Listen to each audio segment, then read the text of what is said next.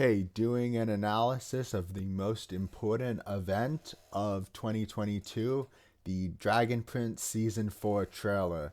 So we've already kind of seen this first bit here with Viren being turned into the tabletop game piece. Okay, so this next bit here, we have kind of the council, the Kurtalis Council. It's kind of interesting. You have the baker. Is this Aunt Maya with blonde hair? It looks like Aunt Maya, but the hair is blonde. So that's, I don't think I've seen anyone talk about that. So that's interesting. Corvus, of course, King Ezrin. I think this chair here is for Bait. It has steps to go up to the seating area. I think that'd be kind of funny if Bait was like an honorary member on the council, because he is a very important person in Ezrin's life.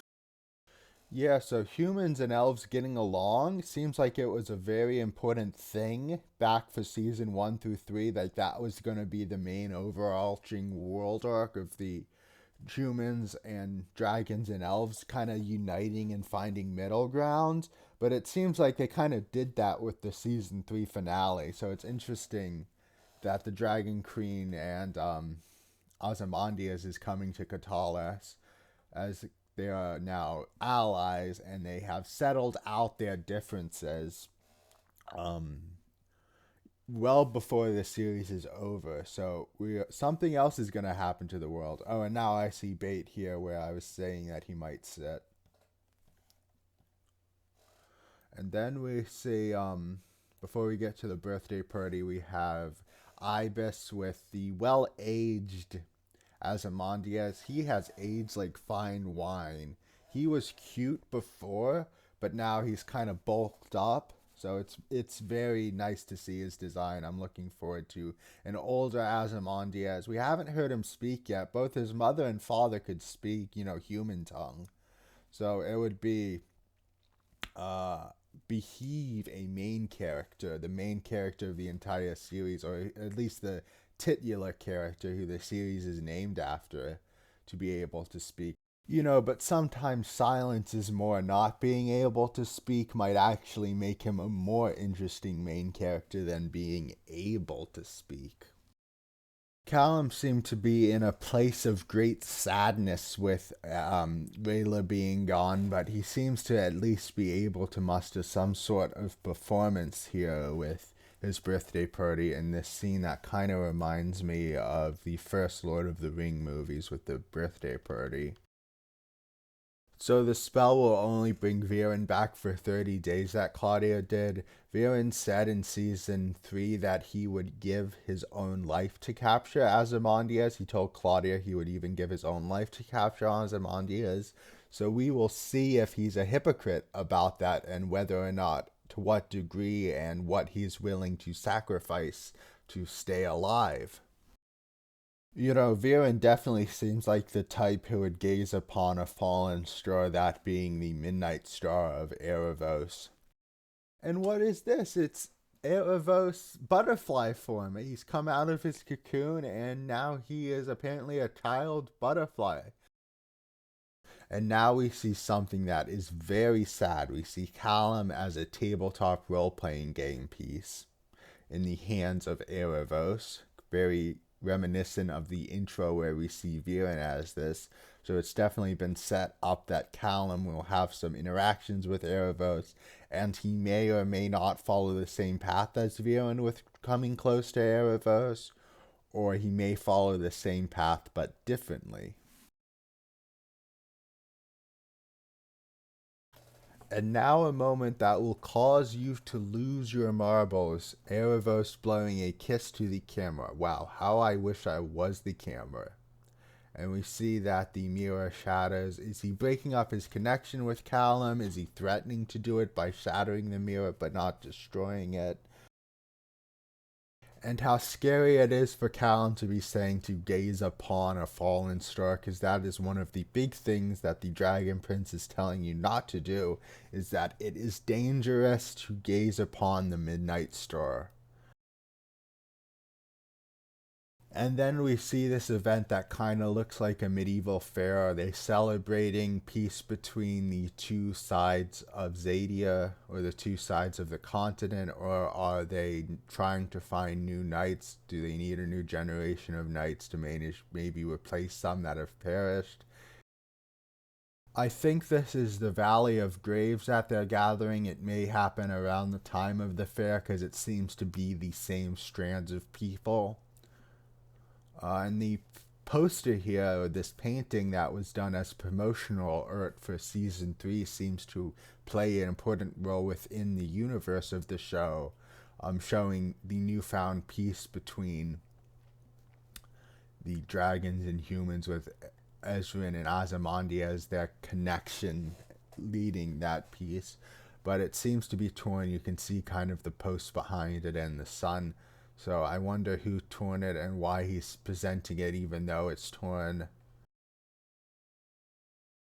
And now we see something that's personally made me very happy. It's the Janai Amaya supposed wedding. They are facing each other, or at least that is the context that is given in the order and the position of how the shots are arranged. And now we have a romantic shot between Terry and Claudia in this moment in this moment in time that seems to be important for humans and elves coming together, with Claudia being a dark mage and Terry being an elf and an earthblood user, them coming together and bridging that divide.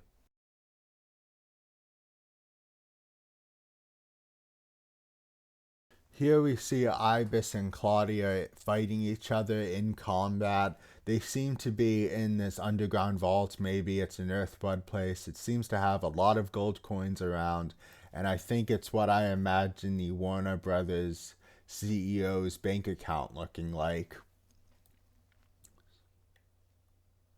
And then we see Claudia maybe getting the upper hand on Ibis. It's hard to tell. He could reverse this. He's in a position to choke her and maybe reverse it.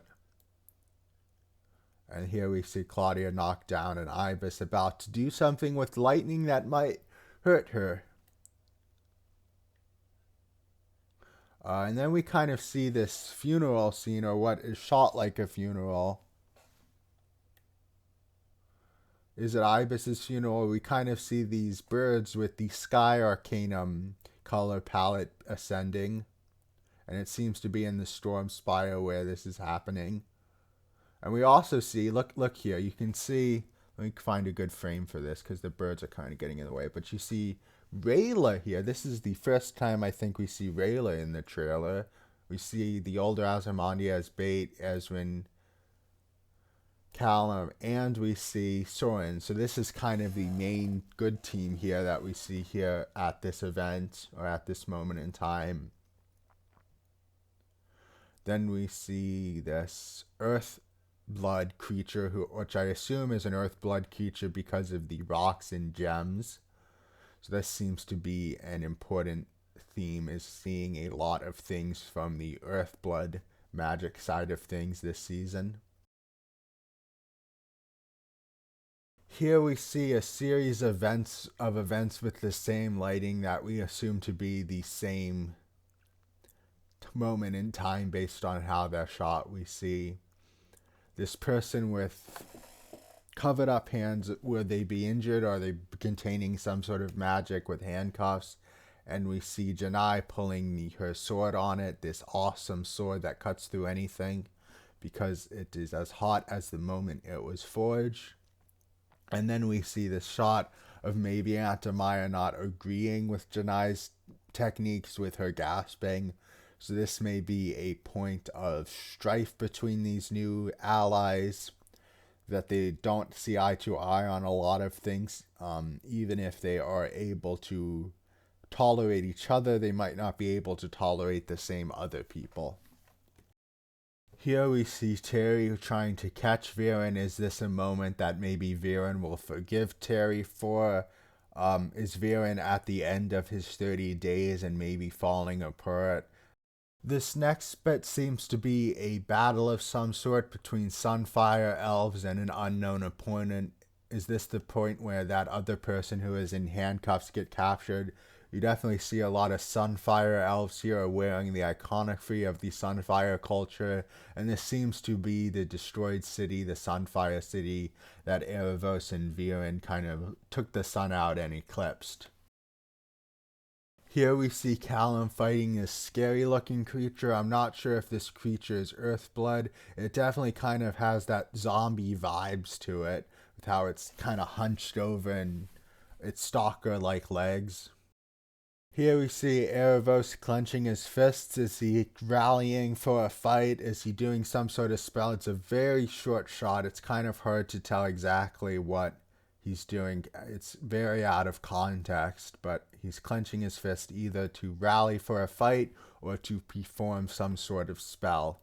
And then we see Callum doing dark magic again. Was he influenced by Erebos, and what led him to decide that this evil thing that you should never do, dark magic, or whether or not why he is doing it again?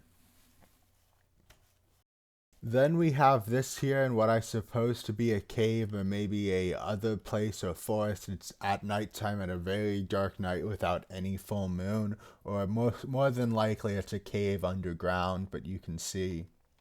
There's Ezwin here, Callum, Rayla, and an unknown Earthblood elf. This Earthblood elf seems to be too young and too short to be Terry, and they are surrounded by these creatures here, and they seem to be in trouble until Ozymandias goes up, and we see him blast these creatures away with lightning. So why they are here, we don't know, and they obviously are willing to put up with these challenges, or they've been captured. Here we see the Queen of Dragons fighting some Earthblood creatures. Let's see here. And then this scene, which a lot of people have been discussing whether or not this is Rayla or whether or not this is something that Erebos has sent. You'll notice that the Sky Arcanum side of the cube is glowing. The Star Arcanum side of the cube is glowing. And this seems to be the same room. You can see the mirror here that Callum may be talking to Erebos in. This creature on Rayla's shoulder, some people have been saying that this creature is a Star Arcanum creature, which explains the growing of the cube on this side.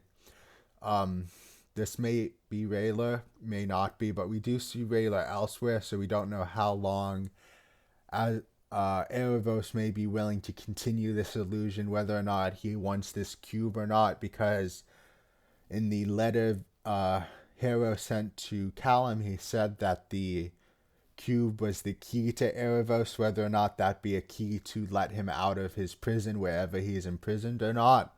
So maybe Erebos sent Rayla to retrieve the cube, or a fake Rayla to retrieve the cube. We probably will see Rayla some point at this season. I can't see them going an entire season without Rayla. So this may be a fake Rayla, but later on we definitely see Rayla. Like right here. Whether or not she'll come back after the fake version of herself, or Erebos will be willing to continue this illusion for a very long time.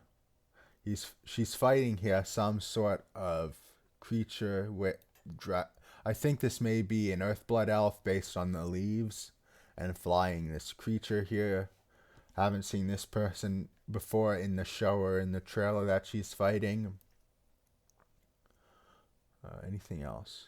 And then we have this kind of what I suppose to be the king of the Earthblood dragons defending his hordes of gold. So I'm really enjoying this show, and I think it's just amazing, and I'm really looking forward to seeing the next few seasons.